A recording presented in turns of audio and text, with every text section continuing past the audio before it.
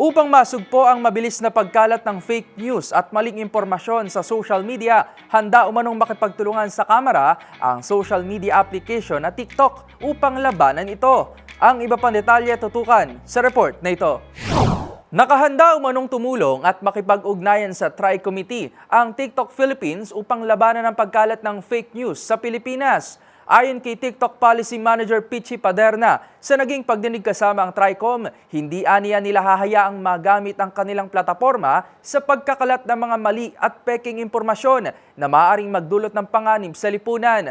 Inihayag din ni Paderna na higit 4 na milyong videos na ang kanilang tinanggal mula Hulyo hanggang Setyembre noong 2024 dahil sa mga paglabag sa community guidelines ng TikTok. Dumaraan muna kasi aniya ang mga naturang video na ito sa masusing pagsusuri gamit ang teknolohiya bago ito ilabas sa social media platform. Dagdag pa nito, umaasa rin ang TikTok sa mga independent fact-checkers at ulat mula sa komunidad na tukuyin ang fake news na lumalaganap. Dito, makikipagtulungan naman ang TikTok sa kamera upang makuha ang links ng mga video na may maling impormasyon upang ma-endorso sa kaukulang departamento ng platform.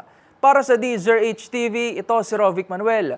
Una sa Pilipinas, una sa Pilipino.